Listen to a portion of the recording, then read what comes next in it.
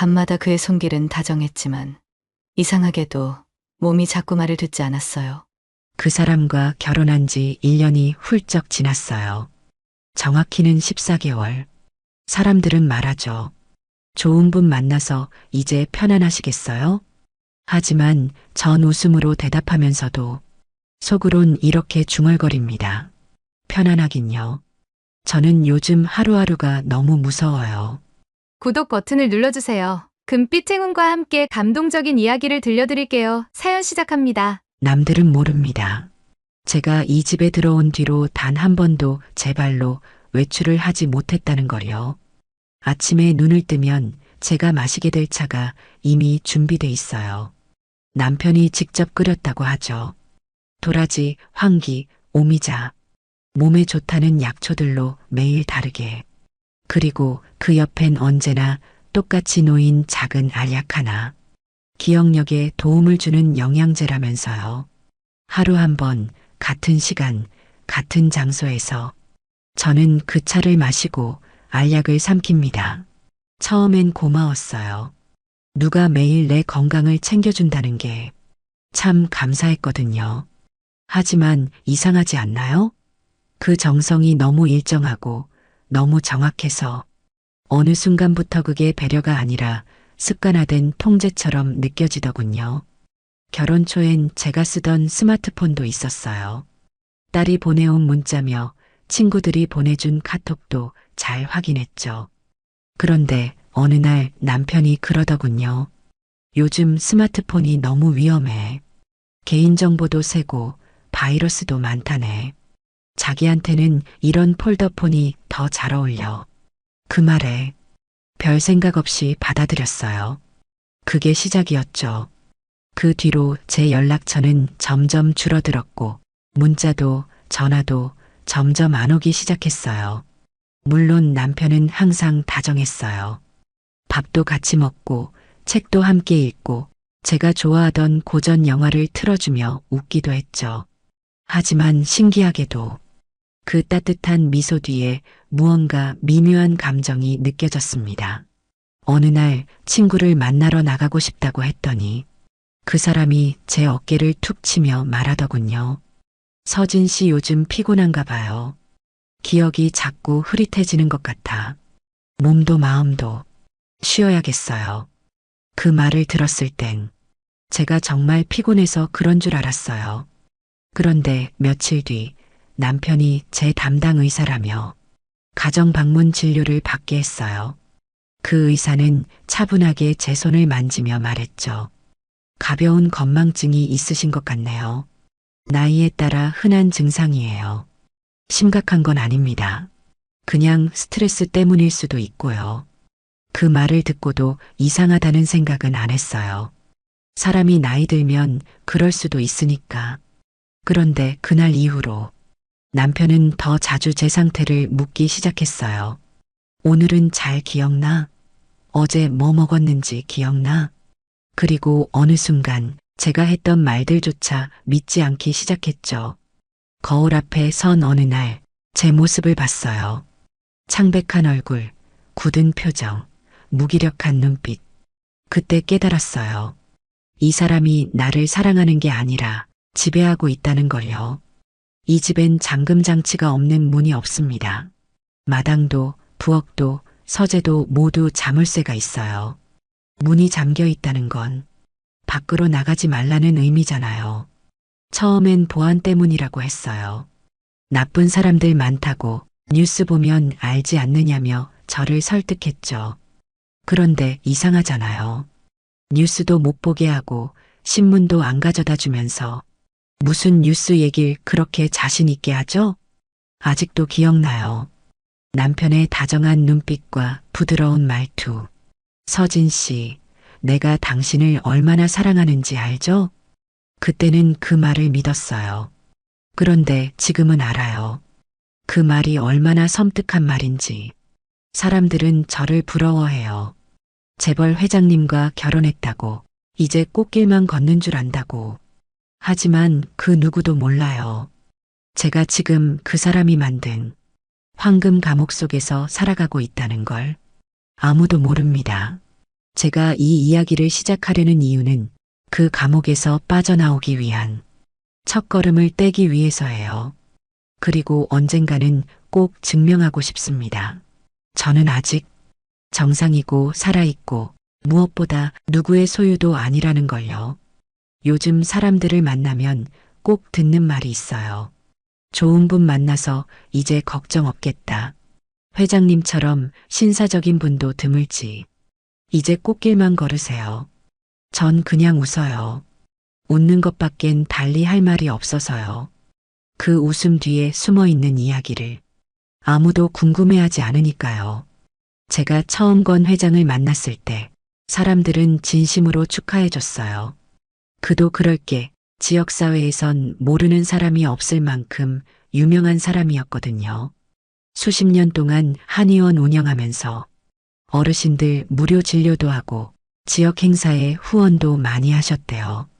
실제로 노인의 날 봉사상도 여러 번 받으셨고 시청장 표창도 받은 분이었죠.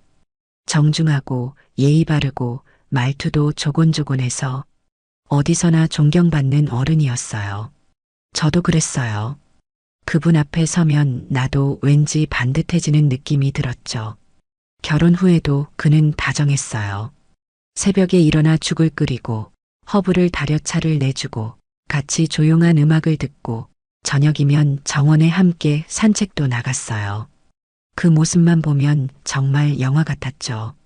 제 인생에서 이런 사람이 나타날 줄 몰랐다고 그땐 그렇게 생각했어요. 그런데 말이에요. 그 사람의 그 다정함이요. 시간이 지날수록 꼭 대본처럼 느껴졌어요. 모든 행동이 너무 계산돼 있고 모든 말투가 너무 완벽해서 오히려 진심이 느껴지지 않더라고요. 결혼한 지 두어 달이 지났을 무렵 친한 지인이 갑자기 전화를 했어요. 서진아, 너 요즘 왜 연락이 안 돼? 결혼 이후로 아예 잠수 탔더라. 그제서야 알았어요. 남편이 제 핸드폰을 바꾸면서 번호도 바뀌었고 기존 친구들 번호는 불필요한 연락이라며 지워버렸다는 걸요. 그때는 아직 깊게 생각하지 못했어요. 이 사람 말대로 새로운 삶을 시작하는 거니까. 그렇게 넘겼죠. 하지만 그런 일들이 한두 번이 아니었어요. 어느 날엔 친구가 직접 찾아왔어요. 제가 없는 줄 알고 경비에게 편지만 남기고 갔대요. 그런데 이상하죠? 그 편지는 저한테 전달되지 않았어요.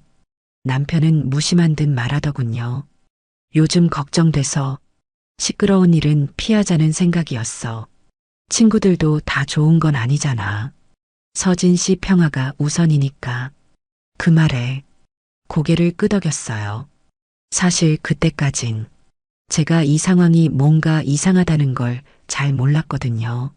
남편은 늘 저에게 이렇게 말했어요. 서진 씨는 피곤해 보여요. 내가 도와줄게요. 걱정하지 마요. 내가 당신 편이에요. 그래서 저는 믿었어요. 이 사람이 날 진심으로 아끼는구나. 세상 누구보다 나를 보호해주고 싶어 하는구나. 그런데요, 그런 말들을 들으면 들을수록 점점 제 안에서 나는 혼자선 아무것도 못하는 사람인가 하는 생각이 자꾸 자라났어요. 지금 와서 생각해보면 그게 다 그 사람의 방식이었던 것 같아요. 외출하고 싶다고 말하면 밖은 위험하잖아. 뉴스 보니까 요즘 납치도 많다더라. 이렇게 말하고 문화센터 강의를 다시 해보고 싶다고 하면 그럴 필요 없지 않아? 이제는 여유롭게 살아야지. 라고 대답하고 혼자서 마트라도 다녀올 수 있겠냐고 말하면 걱정돼서 안 돼. 혹시 길에서 쓰러지기라도 하면 어쩌려고 그래? 라고 했어요. 처음엔 다 걱정이고 배려라고 생각했지만 나중엔 그게 제 모든 선택지를 차단하는 말이라는 걸 알게 됐어요. 그 사람의 말이 계속될수록 저는 점점 아무것도 선택하지 않게 됐고 그러다 보니 어느 순간부터 아무것도 스스로 할 수 없게 된 거예요. 하루는 거실 창가에 앉아 있었어요. 정원이 보이는 그 자리에 앉아서 한참 동안 생각했죠. 지금 이 집에 나를 찾아올 사람은 아무도 없구나. 연락이 끊겼고, 친구들은 제 결혼을 끝으로 소식이 뚝 끊겼고, 딸은 외국에 나가 있으니, 제가 어떻게 지내는지 알 방법조차 없고, 가만히 앉아 있는데 그 조용한 정원에서 나는 마치 감옥에 갇힌 죄수처럼 느껴졌어요. 문제는 이 감옥엔 철창도 자물쇠도 없다는 거예요. 그 대신 미소가 있고 다정한 목소리가 있고 당신을 위해서야라는 말이 있는 그런 감옥. 사람들은 여전히 말합니다. 좋은 분과 재혼하셔서 다행이에요. 이제 외롭지 않으시겠어요. 정말 복 받으셨어요. 그 말들이 들릴 때마다 전 안쪽 입술을 꽉 깨물게 돼요. 저는 지금 복을 받은 게 아니에요. 감옥에 들어와 있어요. 다정하고 조용한, 그리고 아무도 그 실체를 모르는 지독한 감옥이에요. 그 사람은 처음부터 다정했어요. 제가 어릴 적 꿈꾸던 신사의 이미지 그대로였죠. 차분한 말투, 섬세한 손길, 그리고 늘 저를 먼저 배려하는 행동. 다른 사람들 앞에서도 그랬고, 둘만 있을 때는 더했어요. 결혼 전 병원에서 다리를 다쳤을 때, 그는 한 달 내내 병문안을 왔습니다. 직접 끓인 미역국을 보온병에 담아오고, 꽃다발은 계절에 맞게 바뀌었고요. 그 사람이 놓고 간 편지엔 이런 말이 적혀 있었어요. 서진 씨, 오늘은 많이 아프지 않았으면 해요. 아프면 말해주세요. 제가 언제든지 안아드릴게요. 그런 말을 저는 처음 받아봤어요. 이 나이 되도록 누구에게 안아줄게요라는 말을 들을 줄은 몰랐죠. 그 진심이 너무 고맙고 따뜻해서 전 그 사람을 의심할 수 없었습니다. 결혼 후에도 그 다정함은 이어졌어요. 아침에 눈을 뜨면 창문은 이미 열려 있고 제가 좋아하는 국이 식탁에 올라와 있었고 저녁이면 음악을 틀어놓고 함께 포트에 차를 우려 마시곤 했죠. 이 집에서 우리 둘이 이렇게 늙어갈 수 있다면 좋겠어요. 그 말에 마음이 몽글몽글해졌던 날도 있어요. 그런데 이상했어요. 그 다정함이 너무 완벽했어요. 말실수 한 번, 언성 높이는 일도 한 번 없이 항상 웃고 이해하고 배려하는 그 모습이 어느 순간부터 저를 불편하게 만들기 시작했죠. 어떻게 사람이 항상 이렇게 흠없이 다정할 수 있죠? 그리고 어느 날부터였을까요? 그의 다정함에 아주 작은 금이 가기 시작했어요. 어느 저녁 제가 나지막이 물었어요. 영섭 씨, 다음 주에 한번 문화센터에 들러보고 싶어요. 거기 계신 분들이 보고 싶네요. 그 말에 그의 젓가락이 잠시 멈췄어요. 입가엔 여전히 웃음이 있었지만 그날따라 웃음의 끝이 살짝 떨리는 걸 느꼈어요. 서진 씨, 거긴 이제 자기랑 맞지 않아요. 그때 그 시절은 너무 고단했잖아요. 이젠 그런 곳보단 조용한 게 더 어울려요. 그 말이 틀린 건 아니었어요. 그런데 왜 그렇게 마음이 싸해졌을까요? 맞지 않는다는 그 말이 가지 말라는 뜻으로 들렸어요. 그 뒤로도 비슷한 일들이 반복됐어요. 은행에서 통장을 확인하고 싶다고 했을 때 내가 다 관리하니까 걱정 마요. 서진 씨는 이제 돈 걱정 안 해도 되잖아요. 시장에 직접 가서 식재료를 사고 싶다고 했을 때 여기까지 배달 다 오는데 굳이 밖에 나갈 이유가 뭐 있어요? 밖에 나가는 건 이유를 대지 않으면 할 수 없는 일이 되어버렸어요. 처음엔 그런 말들이 저를 위한 배려인 줄 알았어요. 진심으로 그렇게 생각했어요. 그런데요, 어느 순간부터 배려라는 말이 허락으로 바뀌어 있다는 걸 느끼게 됐어요. 말하지 않으면 안 되는 일, 설득하지 않으면 할 수 없는 일들이 하루 이틀씩 쌓여갔죠. 그리고 저는 점점 말을 하지 않게 됐어요. 말하는 게 피곤해졌고 내가 하고 싶은 걸 이야기하는 게 그 사람을 실망시키는 것 같았거든요. 이상하죠. 아무도 저를 꾸짖지 않았고 누가 저를 억지로 막은 것도 아닌데 어느 날 아침 거실 창가에 앉아 있는데 문득 깨달았어요. 나 요즘 내 목소리를 안 내고 있네. 그날 이후 저는 그의 다정함을 조금 다르게 보기 시작했어요. 다정한 말투에 제가 원하지도 않은 것을 끼워 넣는 걸 알게 됐고, 친절한 눈빛 뒤에서 제 생각과 선택이 조용히 지워지는 걸 느끼게 됐어요. 그리고 가장 결정적인 순간이 왔습니다. 딸에게 편지를 쓰고 싶다고 말했을 때 그가 처음으로 내게 말했어요. 그 아이는 지금 바빠요. 서진 씨가 편지 쓰면 오히려 그 아이 마음만 불편해져요. 그 말에 머릿속이 멍해졌어요. 바빠서 연락이 없는 줄로만 알았는데 그 아이가 저와 연락을 꺼린다고. 그 말을 믿고 싶지 않았지만 그는 거듭 말했죠. 우리 둘만 있으면 돼요. 밖에서 오는 건 불안정하니까요. 그날 밤 편지지에 딸 이름을 쓰다가 펜을 놓았어요. 손이 떨렸거든요. 이 사람은 정말 나를 위해 저렇게 말하는 걸까? 아니면 나를 밖으로부터 분리시키려는 걸까? 이 의심이 시작된 이후부터 그 사람의 다정함은 저에게 점점 더 무서운 것이 되어갔습니다. 저는 그 사람이 제 모든 걸 대신해 주는 게 처음엔 너무 편했어요. 전화도 우편도 약속도 그 사람이 알아서 해주니까 그냥 맡기면 된다고 생각했죠. 하지만 어느 날 제 이름으로 온 편지를 한 달이 지나서 받게 됐을 때 처음으로 의문이 들었어요. 아, 이거 서랍에 두고 까먹었네. 요즘 기억력이 나도 좀 이상해졌나 봐. 그 사람은 그렇게 웃으며 건넸고 저는 그 말에 또 아무 의심 없이 고개를 끄덕였어요. 그러면서도 마음 한켠은 조금씩 이상한 느낌이 들기 시작했어요. 왜 자꾸 내게 온 연락은 그 사람 손을 한번 거쳐야만 전달되는 걸까? 왜 내 친구들이 보낸 편지는 늘 늦게 오거나 아예 사라져버릴까? 전화도 마찬가지였어요.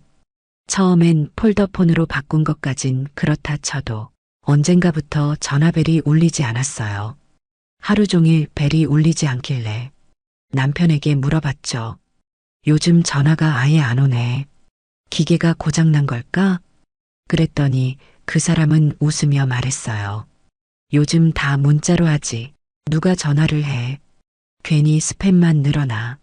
그 말이 그땐 또 그럴듯하게 들렸죠. 그런데 다음 날 우연히 남편의 방에서 제 폰을 만지게 됐을 때 통화 기록이 아예 없다는 걸 알게 됐어요. 발신 제한 번호 차단, 저장되지 않은 번호 수신 불가, 그런 설정이 모두 켜져 있었죠. 그건 제가 한 설정이 아니었어요. 그 사람이 바꾼 거였다는 걸 그 순간 알게 됐습니다. 그리고 그날 저녁 우편함에 가보니 제가 보낸 엽서가 그대로 꽂혀 있었어요. 딸에게 보낸 엽서였죠. 한 달 전에 쓴 편지였는데 도착하지도 않았던 거예요. 남편에게 물었죠. 영섭 씨, 나 보낸 엽서 왜 여기 있어요? 그는 아무렇지도 않게 대답했어요. 그거, 내가 보관하려다 깜빡했나 봐. 요즘 서진 씨가 기억도 잘 못하니까 괜히 아이 걱정시킬까 싶어서. 그 말에 난 또 고개를 끄덕였어요. 이상하단 생각을 하면서도 내가 오히려 민폐를 끼칠까 봐 불안해지고 있었던 거죠. 언제부턴가 그 사람이 말하는 모든 게 정답처럼 느껴졌고 나는 항상 틀린 사람처럼 행동하고 있었어요. 친구들도 그랬어요. 결혼 전엔 자주 전화도 오고 생일이면 다 같이 모여 밥도 먹고 그랬는데 이제는 아무도 오지 않아요. 그들이 먼저 멀어진 줄 알았어요. 그런데 며칠 전 시장에 나갔다 우연히 문화센터에서 만난 제자 하나가 나를 보고 눈물을 흘렸어요. 선생님, 어디 아프신 줄 알았어요. 전화도 안 되고 문화센터에도 연락 두절이라서. 그 말을 듣고도 난 미안하다는 말밖에 하지 못했어요. 왜 그랬을까요? 마치 내가 잘못한 사람처럼 느껴졌어요. 내가 나를 방치한 것 같아서, 내가 나를 잃어버린 것 같아서. 이 집은 조용하고 아름답고 누가 봐도 안락한 전원주택이에요. 하지만 그 집에서 나는 점점 세상에서 사라지고 있는 사람처럼 느껴졌어요. 그 사람의 미소, 정성껏 차려주는 밥상, 항상 준비된 차, 일정한 시간에 약, 잠들기 전 손을 잡아주는 온기. 모든 게 감옥 같았어요. 물리적인 벽은 없지만 나는 이 안에서 존재하지 않아도 되는 사람처럼 살고 있었죠. 그리고 그런 나를 내가 가장 먼저 의심하기 시작했어요. 내가 요즘 왜 이렇게 깜빡깜빡할까? 내가 왜 자꾸 두려움을 느끼지? 그런데 그 불안의 정체는요, 내가 아니라 나를 믿지 않는 환경이었어요. 나 자신을 의심하게 만드는 구조. 그게 그 사람이 만든 세상이었어요. 요즘은 혼잣말이 잦아졌어요. 혼잣말을 해야 내가 살아있다는 느낌이 들어요. 말을 하지 않으면 생각도 사라질 것 같아서요. 그리고 문득 깨달았어요. 나는 지금 내 인생을 설명할 단어를 하나도 갖고 있지 않다는 걸요. 전화기도, 편지도, 추억도, 관계도 모두 그 사람 손을 거쳐야만 존재할 수 있다는 사실. 그리고 그게 얼마나 끔찍한 통제인지 이제야 알게 되었어요. 그날도 평소처럼 차를 마시고 오후엔 조용히 거실에 앉아 책을 읽고 있었어요. 남편은 회의가 있다며 외출한 상태였고 가정부는 점심을 차리고 있었죠. 그런데 현관 쪽에서 낯선 목소리가 들렸습니다. 서진 이모 계세요? 순간 심장이 쿵 하고 내려앉았어요. 요즘은 누가 이 집에 올 일이 없거든요. 아무도 저를 찾아오지 않으니까요. 익숙한 듯 낯선 그 목소리는 점점 가까워졌고 거실 문이 열리면서 한 여자가 들어왔습니다. 그녀는 어릴 적 사진에서 봤던 제 딸의 중학교 친구 미령이었어요. 세월이 흘러 얼굴은 많이 변했지만 눈빛은 그대로였죠. 이모, 저예요. 미령이요. 예진이 친구요. 순간 말문이 막혔어요. 너무도 반가운데 그 반가움이 어딘지 두려움으로 바뀌어 갔습니다. 미령은 환하게 웃으며 말했어요. 예진이랑 연락 닿았어요. 지금은 외국에서 연구하고 있대요. 엄마 걱정 많이 하더라고요. 그 말에 가슴이 덜컥 내려앉았어요. 딸이 저를 걱정하고 있었다는 사실, 그리고 연락이 끊긴 게 그녀 때문이 아니라는 걸 처음 알게 된 순간이었어요. 그동안 남편은 그렇게 말했거든요. 예진이는 자주 이사를 다닌다더라. 너가 자꾸 연락하면 불편할 거야. 미령이 방안을 천천히 둘러보며 말했어요. 이 집 참 조용하네요. 근데 좀 너무 조용한 것 같기도 해요. 그 말에 저는 괜히 움찔하며 고개를 숙였어요. 뭔가 숨겨야 할 게 있는 것 같은 기분. 마치 내가 잘못하고 있다는 듯한 느낌이 자꾸만 들었어요. 그건 그동안 그 사람에게 길들여진 죄책감의 반사작용이었죠. 우린 잠시 거실 소파에 마주 앉았어요. 미령은 의사 가운을 입고 있었고 명찰엔 정신건강의학과 전공이라고 적혀 있었어요. 그녀는 자연스럽게 말을 이었어요. 이모, 혹시 요즘 기억이 가물가물하거나 누가 했던 말을 헷갈리게 느낀 적 있으세요? 그 질문에 나는 순간 얼어붙었어요. 남편이 하던 말이 떠올랐거든요. 서진 씨, 요즘 기억이 흐릿하잖아. 내가 도와줄게요. 나는 고개를 저으며 웃었어요. 그런 건 없었어. 근데 요즘 자주 피곤하고 자꾸 누가 나를 지켜보는 것 같긴 해. 그 말을 하면서도 내가 미친 사람이 된 것 같은 기분이 들었어요. 내가 왜 이런 말을 하고 있는지도 모르겠고 왜 이 어린 친구에게 이런 속마음을 털어놓고 있는 건지도 몰랐죠. 미령은 내 손을 살며시 잡았어요. 이모, 그 말 그냥 넘기지 마세요. 그건 누군가의 통제 아래 있다는 신호일 수 있어요. 그 순간 눈물이 왈칵 쏟아졌어요. 그 말 한마디가 마치 오래된 터널 속에 갇혀 있다가 작은 햇살 한 줄기를 본 것처럼 느껴졌어요. 누군가 내 안에 맺혀 있던 말을 대신 말해준 것 같았거든요. 미령은 말했어요. 혹시 이모 명의로 된 유산 관련 문서나 의료 기록 같은 거 확인해 보신 적 있으세요? 가끔 그걸로 문제가 되는 경우도 있어서요. 그때 나는 처음으로 내가 뭔가 놓치고 있었을지도 모른다는 생각을 했어요. 결혼하면서 모든 걸 남편에게 맡긴 게 그렇게 큰 문제였을 줄은 몰랐거든요. 그날 저녁 남편은 평소와 다름없이 웃으며 말했어요. 오늘은 손님이 왔다 갔나 봐. 미령이라는 친구. 예진이 친구 맞지? 난 놀라서 물었어요. 그걸 어떻게 알았어요? 분명 조용히 들어왔는데 그가 말했어요. 가정부가 말해줬지. 요즘 같은 세상에 낯선 사람이 들어오면 조심해야 하잖아. 그 말에 등골이 서늘해졌어요. 나 몰래 누군가 나를 감시하고 있다는 것. 그리고 내가 마주한 누군가는 바로 그 감시 체계의 일부였다는 것. 하지만 그날의 미령은 제게 잊고 있던 단어 하나를 떠올리게 해줬어요. 현실. 그리고 그 현실은 생각보다 훨씬 더 조용하고 더 교묘하고 더 잔인하다는 것도요. 요즘 기억이 자주 틀리시죠? 그 사람이 처음 이 말을 했을 땐 그저 농담처럼 들렸어요. 국 끓이던 소금 간을 잊어버렸을 때, 문을 열어놓고 나간 걸 몰랐을 때, 아무렇지 않게 툭 던지듯 말하곤 했어요. 서진 씨, 요즘 좀 덜렁대는 것 같아요. 기억이 자꾸 왔다 갔다 하죠? 그땐 웃으며 넘겼죠. 나이도 있고 피곤해서 그런가 보다 했어요. 하지만 그 말이 반복되기 시작했어요. 하루에도 몇 번씩. 어느 날은 TV 채널을 바꾸려다 리모컨이 안 보여서 찾고 있는데 그가 말했어요. 리모컨은 아까 주방에 뒀잖아요. 기억 안 나요? 근데 나는 그걸 주방에 둔 기억이 없었어요.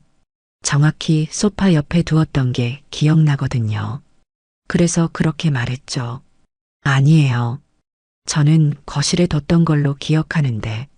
그랬더니 그 사람이 조용히 웃었어요. 그리고는 이렇게 말했죠. 서진 씨, 또 그 얘기예요? 요즘 진짜 걱정돼서 그래요. 기억이 자꾸 엇갈리는 것 같아.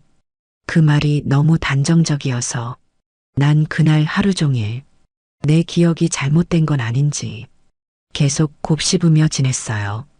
그 다음부터는 사소한 실수조차 모두 기억력 저하로 몰렸어요. 영수증을 어디에 뒀는지 잊어버렸을 때, 전화를 어디 뒀는지 기억이 안 날 때, 그 사람은 꼭 같은 말을 반복했어요. 요즘 예전 같지 않죠? 우리가 나이 들면 다 그래요. 괜찮아요. 내가 있으니까. 그 말이 따뜻해야 할 텐데 점점 무섭게 느껴졌어요. 그 내가 있으니까라는 말이 내가 없으면 아무것도 못하잖아. 로 들리기 시작했거든요. 그리고 마침내 그가 내게 이런 제안을 했어요. 혹시 모르니까 정신건강 검진 한번 받아보는 게 어때요? 내가 아는 교수님이 있는데 아주 친절하시고 요즘은 미리미리 점검하는 게 좋다고 하더라고요. 그 말 앞에서 난 잃었어요.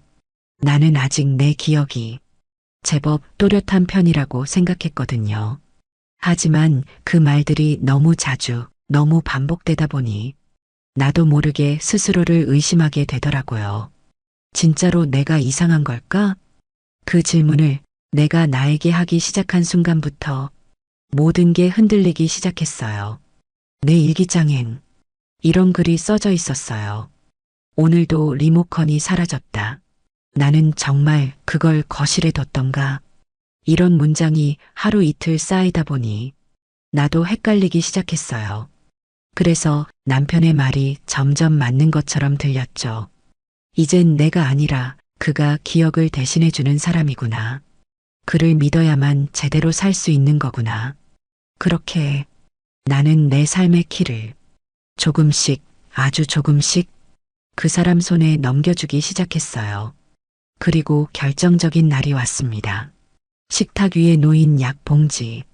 그 안에 익숙한 알약이 들어 있었어요. 늘 먹던 보조제라 생각하고 입에 넣었는데 그날따라 너무 쓴맛이 났어요. 오늘은 약이 다르네요? 그렇게 말하자 그가 웃었어요. 기억이 나야 하는데 이건 며칠 전부터 바꾼 거예요. 지난번 것도 너무 효과가 약했잖아요. 하지만 나는 그가 말한 약 변경 사실을 전혀 들은 적이 없었어요. 정말 없었어요. 그래서 물었죠. 언제 바꿨어요? 나 그런 말 못 들은 것 같은데. 그가 말했어요. 그 얘기도 벌써 잊은 거예요? 내가 아까도 말했잖아요. 그 말 앞에서 나는 할 말을 잃었어요.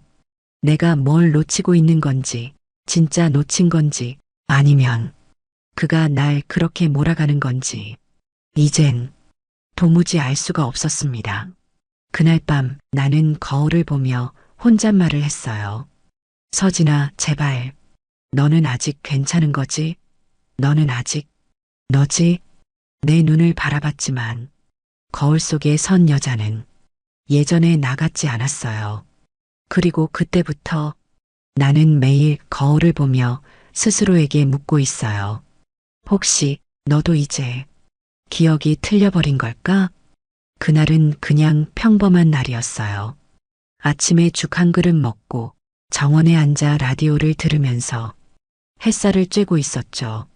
그러다 거실 책상 위에 쌓인 서류 봉투 하나가 눈에 들어왔어요. 겉봉에는 계약서 원본 보관이라고 적혀 있었고 무심코 집어들어 열어보았어요. 안엔 부동산 위임장과 유언장 사본 그리고 가족 동의서라는 문서가 들어 있었죠. 별 생각 없이 넘기다가 그 순간 손이 멈췄어요. 서류 어디에도 제 이름이 없었습니다. 배우자 서명란, 가족 동의란, 심지어 비상 연락인 이름까지 전부 다른 사람으로 되어 있었어요. 전처? 친처? 아니요. 그 이름들, 저한테는 모두 생소한 사람들이었어요. 그리고 가장 아래쪽에 작은 글씨로 쓰인 내용. 만일의 경우 자녀 재산은 고인 의사에 따라 하늘 재단에 귀속됨. 그 재단 이름도 처음 듣는 곳이었고 그 어떤 설명도 받은 적이 없었어요. 그 순간 등줄기에 식은땀이 주르르 흘렀어요. 남편이 갑자기 방에 들어왔을 때 저는 서류를 손에 든 채 그대로 얼어 있었어요. 그거 왜 보고 있어? 그 말투는 늘 부드러웠지만 그날은 처음으로 눈빛이 날카롭게 느껴졌어요. 이게 뭐예요? 왜 제 이름이 없죠? 내가 그렇게 묻자 그는 멋쩍게 웃으며 다가왔어요. 그거, 예전에 정리한 문서야. 전에 있던 것들이라서 별 의미 없어. 지금은 정리 중이니까 걱정하지 마. 그 말이 너무 쉽게 나와서 차라리 더 의심스러웠어요. 나는 말했죠. 그럼 내 이름이 들어간 최신 문서 보여줄 수 있어요? 이건 너무 이상하잖아요. 그는 그제야 얼굴에서 웃음을 걷고 잠시 침묵했어요. 그리고는 말했죠. 서진 씨가 요즘 상태가 안 좋으니까 괜히 복잡한 문서 보면 더 헷갈릴까봐 내가 정리해서 추후에 같이 보자고 했잖아. 하지만 나는 그 어떤 추후도 들은 적이 없었어요. 오히려 내 기억이 잘못된 걸까? 또 흔들리기 시작했지만 이번만큼은 직감이 먼저 반응했어요.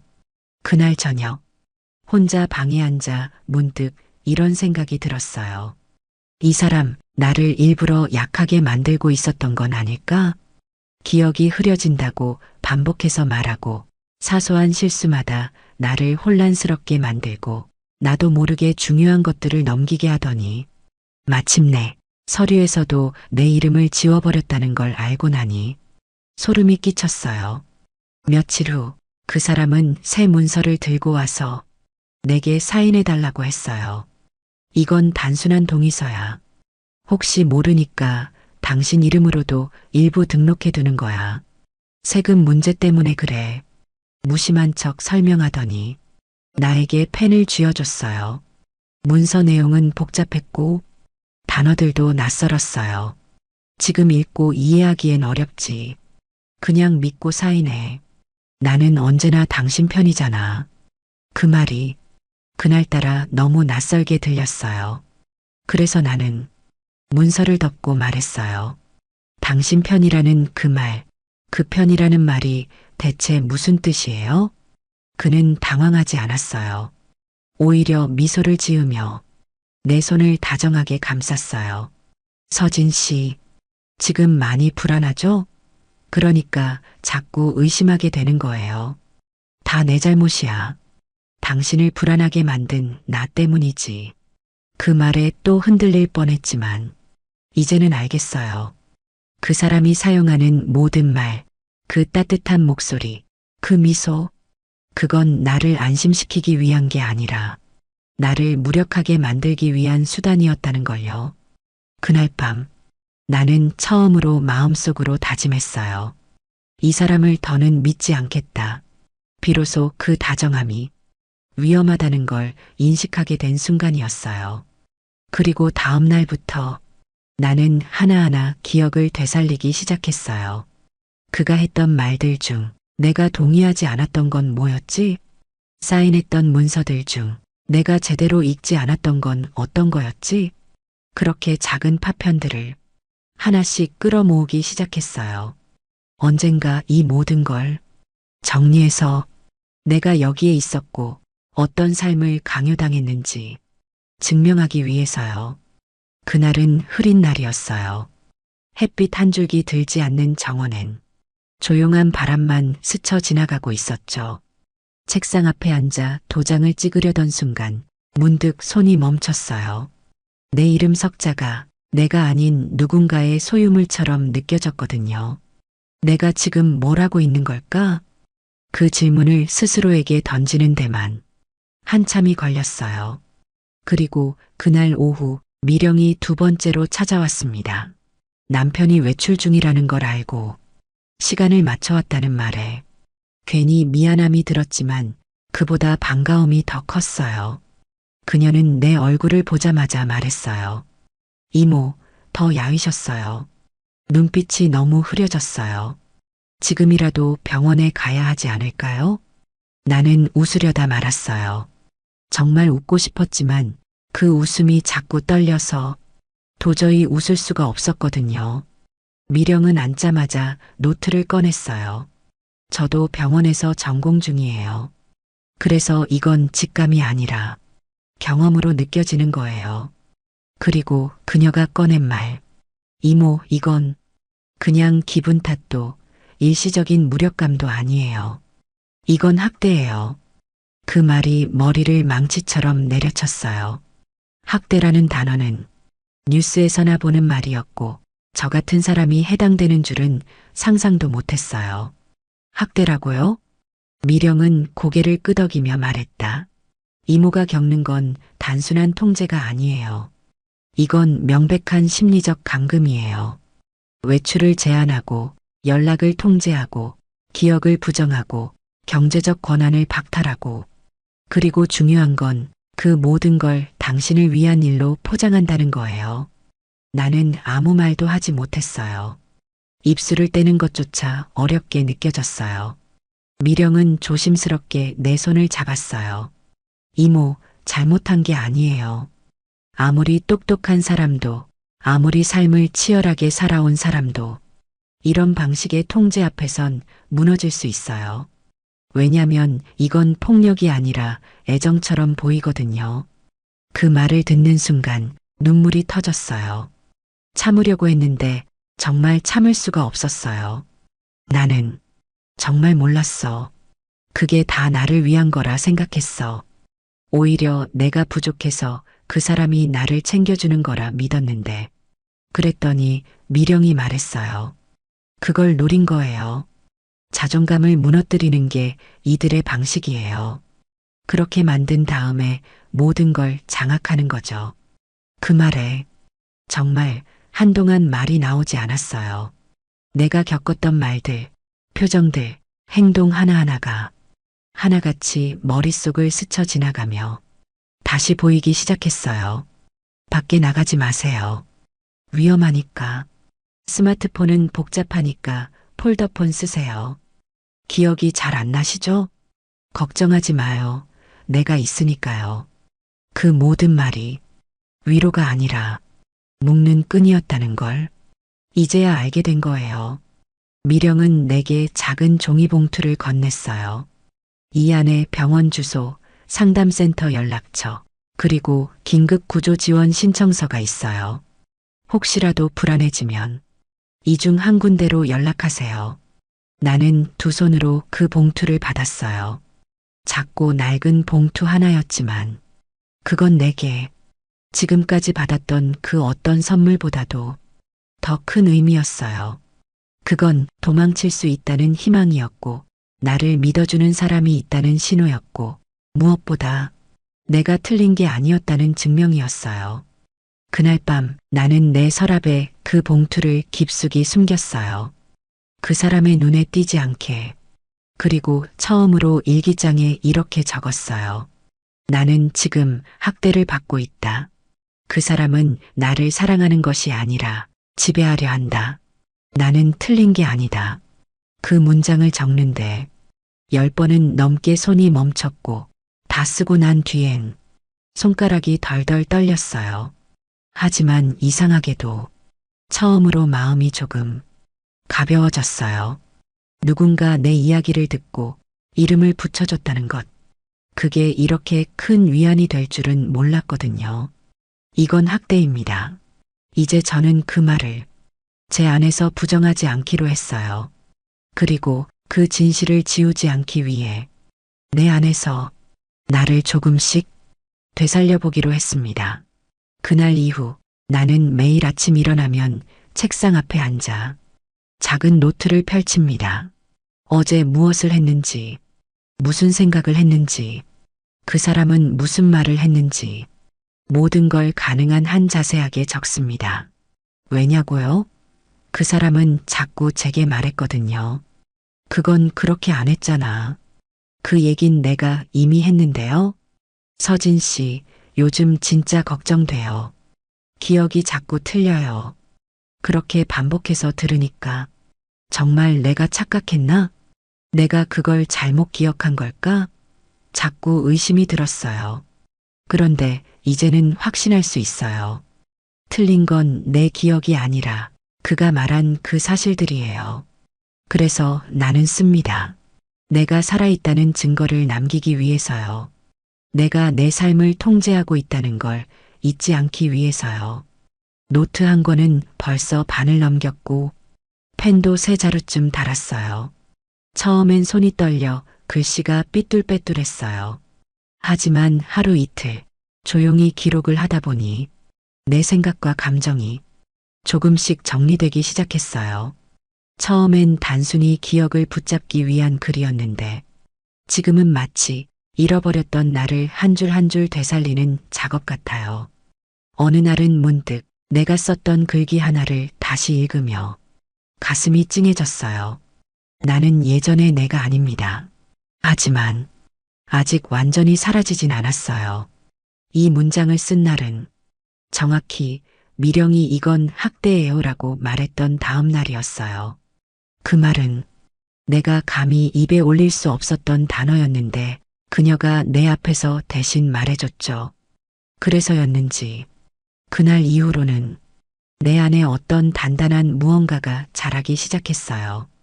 이 감옥 같은 집에서도 내가 나를 잃지 않기 위한 작은 움직임. 그게 바로 기록이었어요. 이따금씩 그 사람이 책상 옆을 지나가며 묻기도 해요. 요즘은 뭘 그렇게 열심히 써요? 하루 일기예요. 생각을 정리하려고요. 좋은 습관이네요. 그런데 너무 오래 쓰진 마요. 머리 아파지니까. 그는 여전히 다정한 말투로 걱정하는 척하지만 그 속엔 불편함이 묻어 있어요. 내가 뭔가를 기억하고, 내가 스스로를 확인하고, 내가 의심을 멈추지 않는다는 것. 그게 그 사람에겐 무서운 일이겠죠. 최근엔 문장뿐 아니라 구체적인 날짜와 시간, 그가 어떤 말을 했는지 정확한 표현까지 기록하고 있어요. 그리고 그중 일부는 미령에게 보여주기 위해 따로 정리도 하고 있어요. 혹시라도 내가 또 기억이 틀렸다는 공격을 받게 되면 이 노트가 내 증인이 되어줄 테니까요. 노트 속에선 나는 아직 나예요. 누군가의 아내, 보호대상, 기억이 흐릿한 환자가 아니라 그저 서진이라는 이름으로 존재하는 사람. 그게 얼마나 소중한 일인지 이 노트를 쓰면서 처음 알았어요.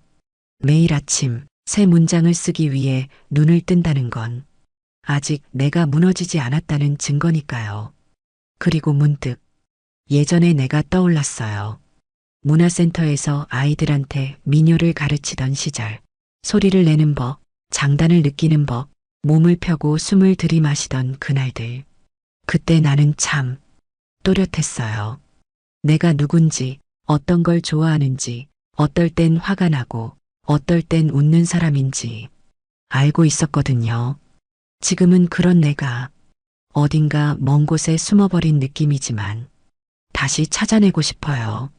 그리고 언젠가는 그 목소리를 다시 낼 수 있을지도 모르겠어요. 얘들아, 소리를 뱃속에서부터 끌어올려봐. 너희 목소리는 세상에서 제일 멋진 악기야. 그 말을 했던 나는 지금도 내 안 어딘가에 남아있을 거예요. 그래서 나는 씁니다. 잃지 않기 위해, 지워지지 않기 위해, 그리고 다시 되찾기 위해, 저를 다시 알기 위해 저는 오늘도 글을 씁니다. 그날 아침 나는 평소보다 일찍 일어났어요.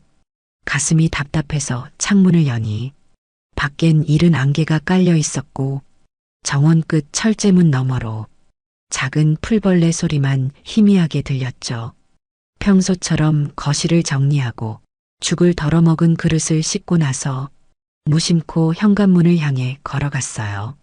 요즘 들어 현관 비밀번호가 자꾸 머릿속을 맴돌았거든요. 지금 그 번호를 누르면 그냥 걸어나갈 수 있는 걸까? 그런 궁금증이 계속 생겼고 그날 아침엔 그걸 직접 확인하고 싶었어요. 손가락이 망설였지만 나는 조심스럽게 번호를 눌렀습니다. 삑삑삑삑. 하지만 디 경고음이 울렸어요. 오류입니다. 다시 시도하십시오. 다시 눌러봤어요. 3번, 4번. 결과는 같았어요. 정문 비밀번호가 바뀌어 있었던 거예요. 누구도 내게 말해주지 않았어요. 언제 바뀌었는지, 왜 바뀌었는지. 나는 가만히 그 앞에 서 있었어요. 바람 소리조차 들리지 않을 정도로 머리가 하얘졌어요. 이건 분명 경고였어요. 넌 여기를 나갈 수 없어. 넌 여기 안에서만 살아야 해. 밖을 꿈꾸지 마. 그 메시지를 벽에 붙은 키패드가 내게 말하고 있는 듯 했어요. 그리고 그 순간 계단 위에서 조용히 내려오는 발소리가 들렸어요. 그 사람이었어요. 평소보다 일찍 일어난 그는 잠옷바람으로 계단을 내려오더니 현관 앞에 선 나를 바라보며 웃었어요. 무슨 일이에요? 현관 비밀번호 누르고 있었어요? 그 말투는 다정했지만 그 눈빛은 웃고 있지 않았어요. 문이 왜 안 열리나 해서요. 나는 평정을 가장했지만 심장이 너무 빨리 뛰어서 숨이 막힐 것 같았어요. 그는 슬리퍼를 끌며 다가오더니 태연하게 말했어요. 어제 경비 시스템 새로 설정했어요. 요즘 이상한 뉴스 많잖아요. 번호도 좀 더 복잡하게 바꿨어요. 나는 그제야 이해가 됐어요. 아니, 더 정확히는 이 사람이 내가 뭔가를 하고 있다는 걸 이미 눈치챘구나. 그걸 깨달은 순간이었어요. 그렇구나. 그럼 저한테도 알려줘야죠. 그랬더니 그가 이렇게 말했어요. 나중에 알려줄게요. 지금은 아직 조금 더 관리를 해야 해서. 이 말 그대로 들리시나요? 조금 더 감시하겠다. 아직 널 믿을 수 없다. 나는 웃는 얼굴로 내 존재 전체를 관리하겠다는 말을 듣고 있었던 거예요. 그날 저녁 내 방 창문 밖으로 고요한 정원이 펼쳐졌지만 그 공간은 더 이상 아름답지 않았어요. 그저 높은 담벼락에 둘러싸인 너무 조용한 감옥 같았어요. 나무는 흔들리고 꽃은 피어 있었지만 나는 그 어떤 것도 자유롭게 만질 수 없다는 사실이 숨을 막히게 했어요. 방으로 돌아와 노트를 꺼내 그날의 일을 적기 시작했어요. 현관 비밀번호가 바뀌었다. 누구도 내게 알리지 않았다. 그 사람은 알고 있었다. 내가 무언가를 시작했다는 걸. 그 다음 문장은 써 내려가다 손이 멈췄어요. 이 집은 나를 가두고 있다. 그 문장이 끝나고 나니 펜 끝이 이상하게 떨리기 시작했어요. 손이 떨리는 게 아니라 내 마음이 떨고 있다는 걸 그제야 느꼈어요. 그날 이후 나는 집안 곳곳을 더 유심히 보기 시작했어요.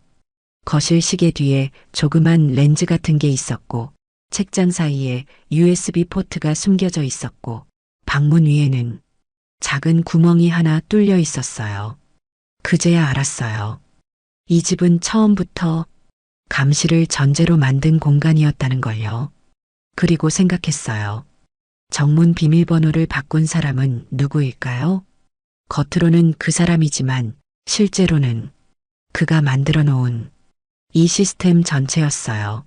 내가 뭘 하려는지, 어떻게 알고 있는지, 어디까지 보고 있는지, 이젠 상상도 하기 싫었어요.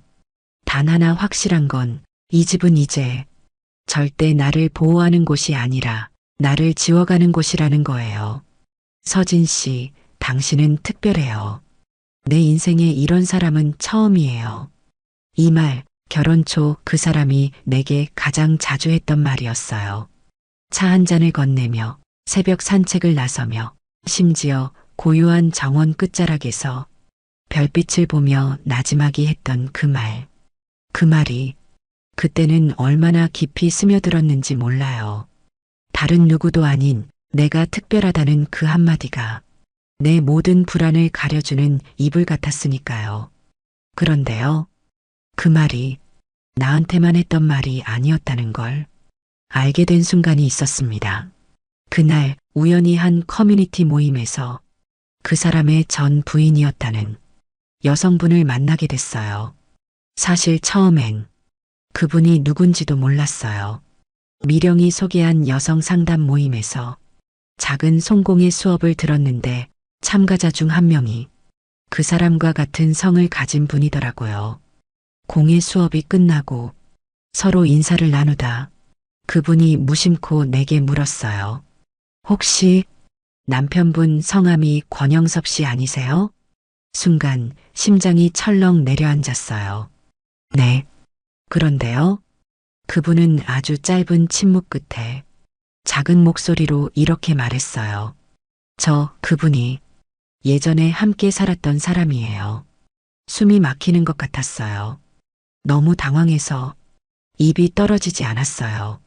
그분은 조심스럽게 이야기를 이어갔어요. 사실 저도 그 사람한테 그런 말을 들었어요. 당신은 내 인생에서 가장 특별한 사람이다. 나한텐 당신밖에 없다. 그리고 밖은 위험하니까 나가지 말라는 말도. 그 말을 듣는 순간 가슴 안쪽이 쿵 하고 내려앉았어요. 이게 무슨 뜻인지 설명이 필요 없었어요. 그 사람은 사랑이라는 포장을 씌운 똑같은 말들을 다른 여자에게도 그리고 지금의 나에게도 되풀이하고 있었던 거예요. 그분은 덧붙였어요. 전 오래 못 버텼어요. 너무 숨이 막혀서 결국 나왔어요. 근데 그 사람은 워낙 겉으론 다정하고 점잖아서 제가 아무리 말해도 아무도 안 믿더라고요. 나는 말없이 그분의 손을 잡았어요. 말이 필요 없었어요. 그 손을 잡는 순간 마치 내 지난 1년이 한꺼번에 떠오르는 느낌이었거든요. 그리고 그분이 마지막으로 이렇게 말했어요. 당신 혹시 지금도 그 사람이 주는 차 마시고 있어요? 나는 그 말에 입술을 꾹 다물었어요. 이미 다 멈췄다고는 말하지 못했어요. 아직 완전히 끊지 못하고 있었으니까요. 그분은 고개를 천천히 끄덕이며 말했어요. 저도 그랬어요. 그게 이상하게 중독처럼 되더라고요. 안 마시면 불안하고 머리가 어지럽고 결국 나중엔 내가 진짜 이상한 사람이 된 줄 알았어요. 그 말을 듣는 순간 난 모든 조각이 맞춰지는 기분이었어요. 그가 나를 사랑한 게 아니라 그는 방식을 사용한 거였어요. 패턴이 있었던 거예요. 그가 내게만 했던 말들은 그 사람의 방식 중 하나였고 그 다정함은 전략이었어요. 통제의 말, 의심을 무디게 만드는 말, 고립을 포장하는 말. 그 모든 말들이 이제는 나를 따뜻하게 만드는 게 아니라 내 안을 싸늘하게 만들고 있었어요. 그날 밤 집에 돌아와 거울을 보며 이렇게 말했어요. 너만 당한 게 아니야. 이건 우연이 아니었어. 그 사람은 너를 선택한 게 아니라 그저 또 한 명의 대상으로 본 거야. 그리고 나서 처음으로 작은 USB 하나를 꺼냈어요. 서랍 깊숙한 곳에 숨겨뒀던 내 노트 기록 일부와 남편의 말들을 녹음한 파일을 담아뒀던 거예요. 혹시 모르니까 언젠가 이걸 들고 나갈 날이 올 수도 있으니까. 그리고 그 사람의 방 서랍 속에 있던 다른 여성들의 이름이 적힌 리스트도 기억났어요. 그 안엔 박정희, 윤지연, 정수미, 낯선 이름들. 하지만 어딘지 익숙했던, 이미 희생됐거나 나처럼 휘청였던 여성들의 이름. 그중 누군가가 지금 내 앞에 있었던 그분일지도 모른다는 생각에 온몸이 떨렸어요. 이제 확실해졌어요. 나는 잘못 생각하지 않았어요. 이건 나만의 일이 아니었어요. 그 사람은 사랑을 가장한 감금과 다정함을 가장한 폭력을 반복해온 사람이었어요. 이 사실을 알게 된 이상 나는 더는 그 사람에게 조용히 무너져 줄 수 없었어요. 이제 뭔가를 해야 한다는 생각이 머릿속에 날카롭게 박히기 시작했습니다. 그날 밤 잠이 오지 않았어요. 침대에 누워 천장을 바라보는데 마치 그 집의 모든 벽이 내게 말을 거는 것 같았어요. 넌 나갈 수 없어. 여기가 너 전부야. 밖에 나가면 넌 아무것도 아니야. 귀에 들리는 건 아무것도 없었는데 그런 속삭임들이 내 머릿속에서 계속 맴돌았어요. 그 순간 문득 떠올랐어요. 왜 나는 아직도 이 집에 있는 걸까? 이미 모든 걸 알았고 누군가가 도와줄 준비도 되어 있고 증거도 있고 심지어 마음속으론 이미 그를 믿지 않기로 다짐했는데 왜 나는 아직 이 집을 떠나지 못하고 있는 걸까? 답은 두려움이었어요. 그 사람에게가 아니라 나 없이도 내가 살 수 있을까 하는 스스로에 대한 두려움이요. 그동안 너무 많은 걸 맡겨왔고 길들여졌고 조용히 고개를 끄덕이며 살아왔기에 이제 와서 혼자 모든 걸 감당할 자신이 없다고 느꼈던 거예요. 하지만 그날 그 두려움 위로 한 문장이 떠올랐어요. 두려움이 사라졌을 때가 아니라 그 두려움을 껴안았을 때가 진짜 용기의 시작입니다. 미령이 어느 날 내 손을 잡고 해줬던 말이었어요. 그래요. 이제는 그 두려움을 데리고 나가야겠다고 생각했어요. 용기란 두려움이 없다는 뜻이 아니라 두려움을 안고도 내가 나를 지켜야겠다고 결심하는 거니까요. 그날 나는 작게 가방을 꾸리기 시작했어요. 아무에게도 들키지 않게 단 한 번에 나갈 수 있도록 가장 필요한 것만 넣었죠.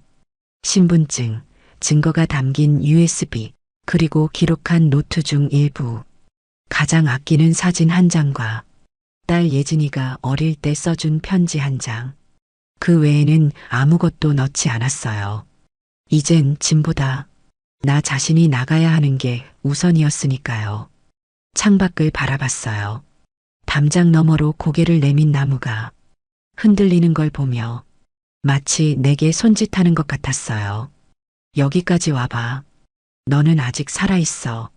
그 다음 날 아침, 그 사람은 평소처럼 차를 준비해 왔어요. 웃으면서 오늘은 몸이 좀 나아졌어요? 라고 물었죠. 나는 마주 웃으며 말했어요. 조금요. 어젯밤은 좀 덜 힘들었어요.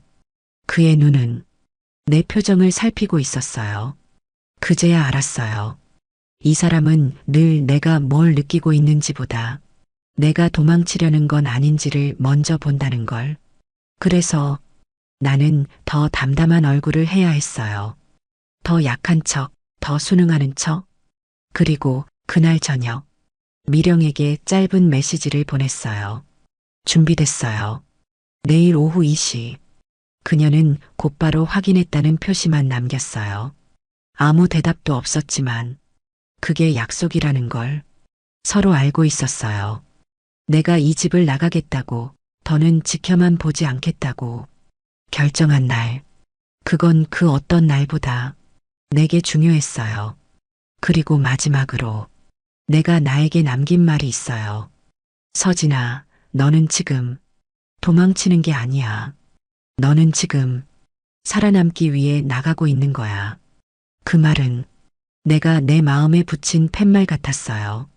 누군가 떼어낼 수 없도록 단단히 붙여놓은 삶을 향한 선언이었죠. 그리고 내일이 오면 나는 그 집을 나갈 거예요. 그 사람의 다정함, 그 집의 고요함, 그 모든 미소와 장미향을 지나 나는 내 두 발로 밖으로 걸어 나갈 겁니다. 그게 두렵든 말든 이제는 돌아갈 수 없으니까요. 그날이 왔어요. 내가 수없이 머릿속으로 그려봤던 그날. 미령과 약속했던 오후 2시. 하지만 아침부터 심장이 이상하게 뛰었어요.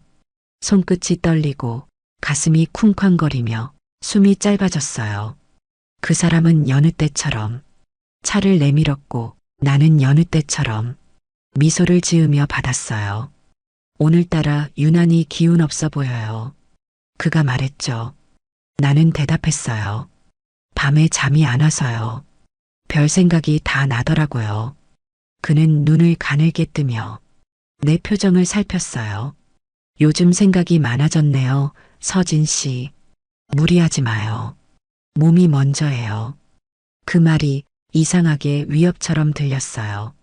마치 당신 머릿속에 들어가 보고 있다는 듯한 그 사람 특유의 무표정 속 미소가 오히려 내 등줄기를 차갑게 만들었죠.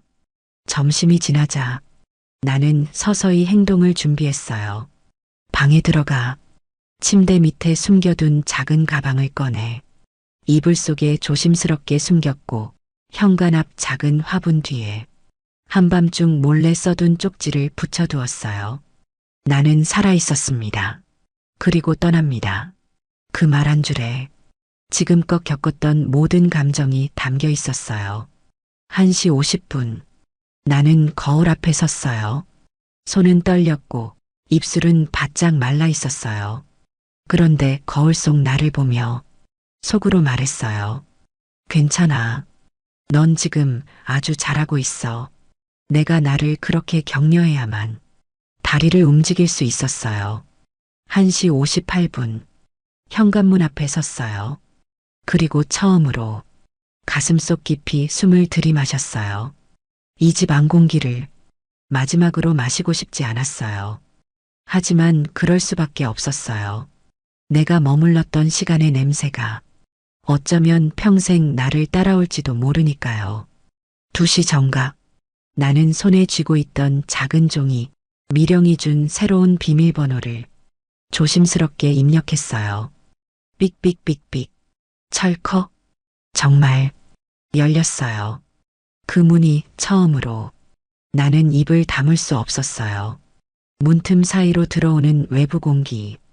그 안에 있던 차가운 바람 한 줄기가 내 뺨을 스치자 눈물이 왈칵 쏟아졌어요. 그리고 바로 그때였어요. 서진 씨, 지금 어디 가요? 등 뒤에서 들려온 그 목소리. 심장이 멎을 뻔했어요. 느릿하게 돌아보니 그 사람이 거실 끝 복도에 서 있었어요. 그의 손에는 찻잔이 들려 있었고 표정은 무표정이었어요. 하지만 그 눈빛만큼은 분명했어요. 다 봤어요. 당신 계획하고 있었죠. 이건 배신이에요. 숨이 막혔어요. 말문이 막혔어요. 하지만 발은 움직였어요. 가방을 움켜쥐고 나는 단 한마디도 없이 문을 박차고 나갔어요. 뒤에서 그가 외쳤어요. 서진 씨, 지금 뭐 하는 짓이에요? 지금 어디로 가고 있는 거예요? 그 말이 머릿속에서 계속 울렸어요. 당신은 지금 어디로 가고 있습니까? 그 말에 나는 속으로 대답했어요. 나는 지금 나를 되찾으러 갑니다. 정원길을 달리는데 미령의 차가 저 멀리서 보였어요. 정확히 약속된 장소, 약속된 시간. 차 문이 열렸고 나는 뛰어들듯이 올라탔어요. 출발해요, 미령. 미령은 나를 보며 단 한마디도 하지 않았어요. 그저 내 손을 꼭 잡았어요. 그리고 그 순간부터 모든 것이 바뀌기 시작했습니다. 하지만 그 집의 그림자는 그렇게 쉽게 사라지지 않았어요. 내 머릿속에서 그의 말들이 떠나지 않았고 그의 눈빛이 내 꿈속에까지 따라왔어요. 차가 멀어질수록 공기는 더 맑아졌지만 내 마음은 점점 더 무거워졌어요. 정말 잘한 일일까? 내가 괜한 오해를 했던 건 아닐까? 정말 내가 기억한 게 모두 맞는 걸까? 그런 생각들이 뒤섞이던 찰나 미령이 조용히 말했어요. 지금 드는 그 생각들, 그 사람이 원했던 거예요. 그 말에 나는 눈을 감았어요. 그 사람의 마지막 말. 당신은 지금 어디로 가고 있습니까? 그 물음은 이제 공포가 아니라 내가 나에게 던지는 희망의 질문이 되었어요. 나는 지금 나의 이름을 되찾으러 가고 있습니다. 그날 이후 나는 완전히 다른 공간에서 눈을 떴습니다. 햇살이 커튼 사이로 자연스럽게 스며들고 누구도 문을 두드리지 않았고 누구도 약을 건네지 않았습니다. 쉼터의 아침은 너무도 평범해서 오히려 낯설었어요. 한동안은 아침마다 차를 마시지 않아도 되는 삶에 적응하는데 시간이 걸렸습니다. 누군가가 나를 위해 무언가를 준비하지 않아도 되는 아침. 내가 내 생각을 말해도 그 누구도 의심하지 않는 오후. 그리고 내가 혼자 방 안에 있어도 감시당하고 있지 않다는 확신이 있는 밤. 이 모든 게 처음엔 믿기지 않았어요. 처음 며칠은 계속 뒤를 돌아봤어요. 현관 비밀번호를 다시 확인했고 창문에 손바닥만 한 카메라가 붙어 있는 건 아닌지 조심스럽게 살펴보았어요. 이제야 알겠더군요.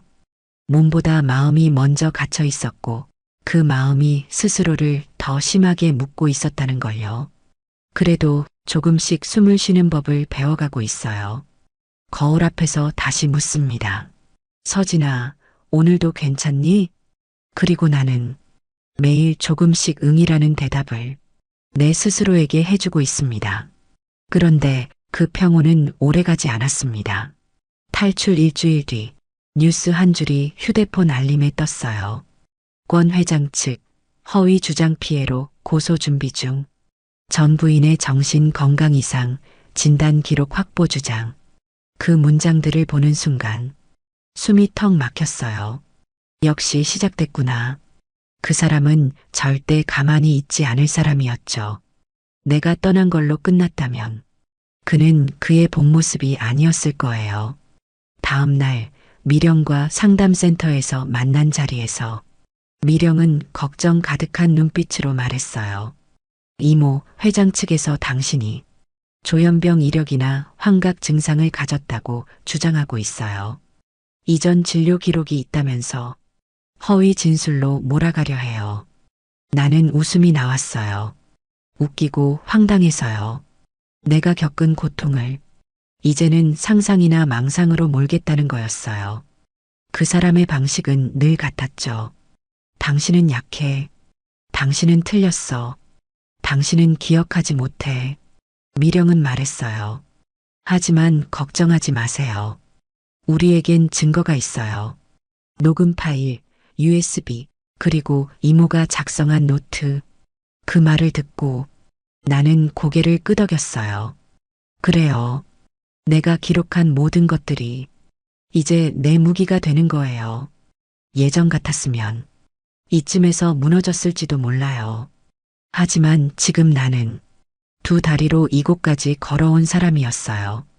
그날 밤 나는 노트의 한 페이지를 찢어서 새로운 종이를 꺼내 이렇게 적었습니다. 이 싸움은 이제 끝이 아니다. 이 싸움은 지금부터 시작이다.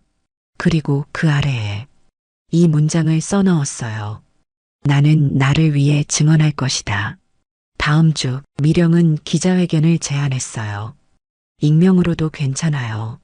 얼굴을 공개하지 않고도 충분히 목소리를 낼 수 있어요. 하지만 나는 고개를 저었어요. 숨으면 내가 잘못한 사람처럼 보일 거야. 난 숨지 않을 거야. 지금까지 숨어 있었으니까. 이젠 나설 차례야. 쉼터의 방 안 낡은 책상 위에서 나는 거울을 바라봤어요. 이젠 거울 속 내가 낯설지 않았어요. 기억이 혼란스럽고 눈빛이 흔들리던 때와는 달랐어요. 아직 후유증은 남아있지만 나는 그 안에서도 다시 나를 만들고 있었어요. 그날 미령이 내게 말했죠. 이모, 지금도 무서우세요? 나는 조용히 대답했어요. 응. 하지만 더는 도망치지 않아. 이젠 무서워도 싸울 거야. 그리고 그렇게 나는 다시 나의 이름을 세상에 꺼내기로 했습니다. 플래시가 번쩍거렸어요. 마이크가 놓인 단상 위 테이블에 이름표 대신 놓인 종이엔 피해자어라고 적혀 있었지만 나는 알고 있었어요. 오늘 나는 그 이름 말고 서진이라는 내 진짜 이름으로 서야 한다는 걸요. 미령은 마지막까지 묻고 또 물었어요. 이모, 정말 괜찮으시겠어요? 익명으로도 충분히 전달할 수 있어요. 나는 고개를 천천히 저었어요. 숨으면 또 내가 잘못한 사람처럼 느껴질 거야. 그래서였어요. 나는 오늘 내 목소리로 내 이야기를 하기로 한 겁니다. 마이크 앞에 섰을 때 손이 덜덜 떨렸어요.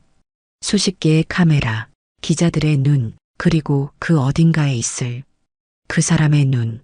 하지만 그보다 더 강하게 느껴졌던 건 지금 이 자리를 필요로 하는 또 다른 누군가의 존재였어요.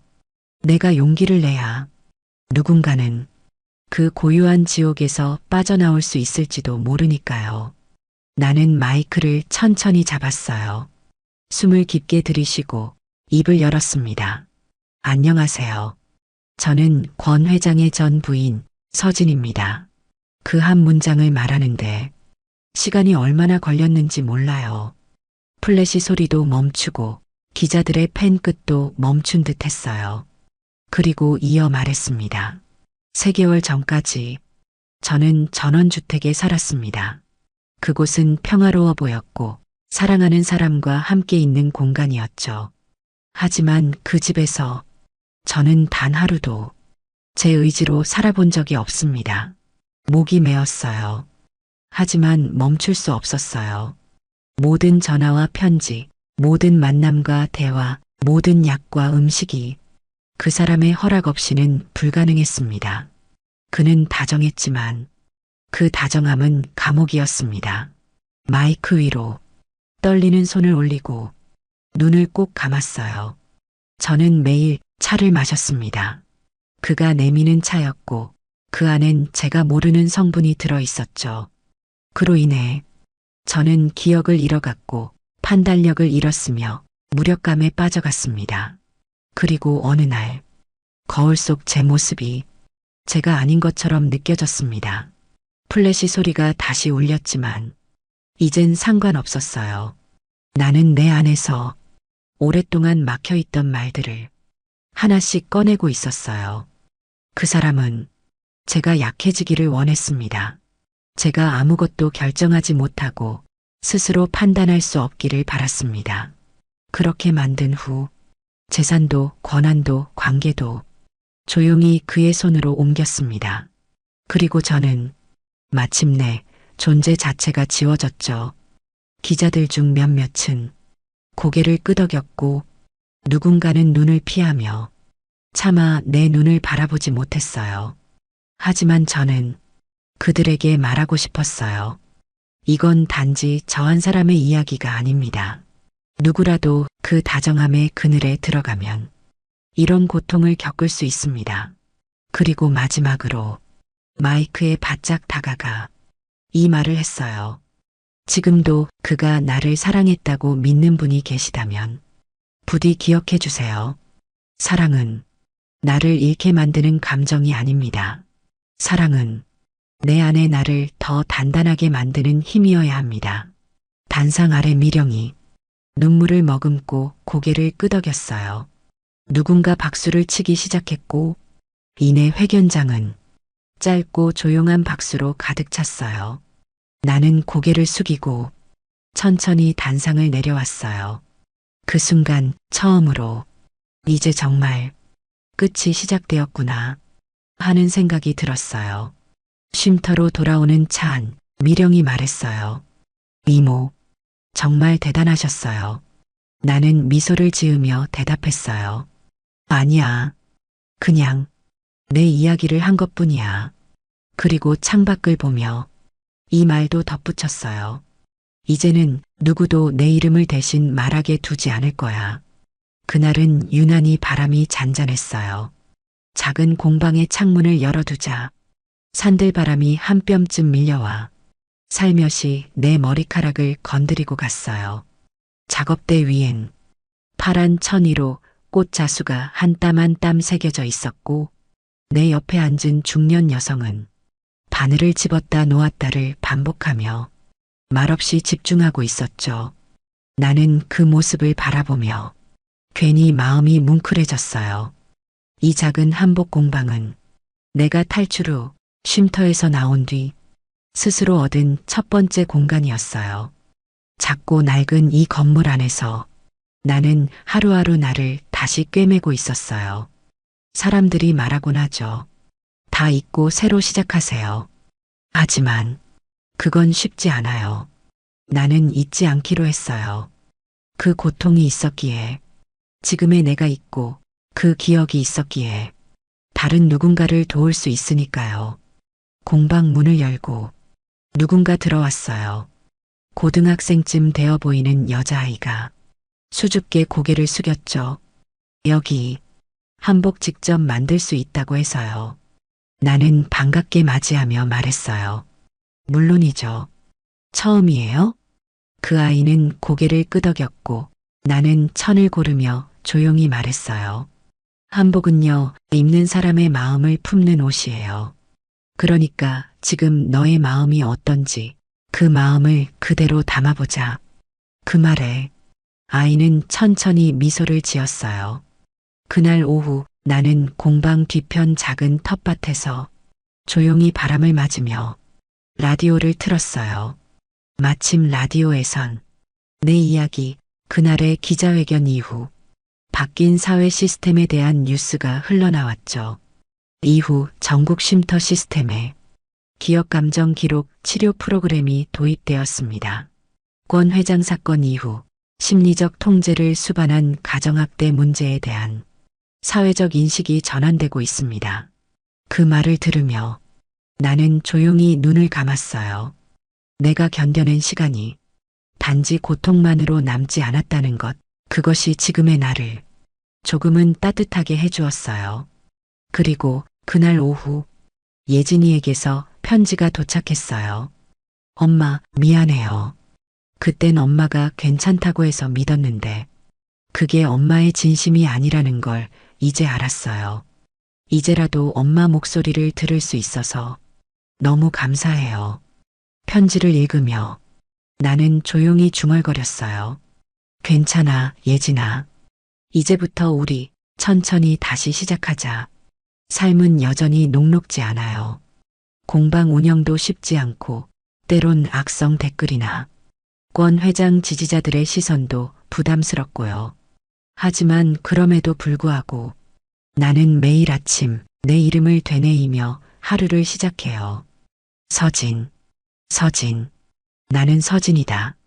그리고 나는 살아있다. 그날 텃밭을 정리하며 바람을 맞는데 문득 그런 생각이 들었어요. 내 이름이, 내 삶이, 내 목소리가 다시 살아났다고요. 그 순간 바람이 내 귓가를 스치며 이렇게 말하는 것 같았어요. 서진아, 이제 너의 시간이야. 그 어떤 감옥도 내 마음까지는 닿지 못했잖아. 나는 그 바람에 대답했어요. 응, 이제는 내가 나를 지킬 거야.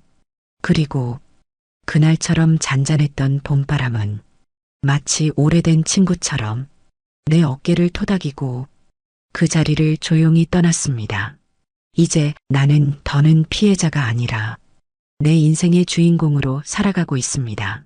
지금 이 순간에도 누군가는 다정함이라는 이름 아래 조용히 지워지고 있을지도 모릅니다. 그러나 잊지 마세요.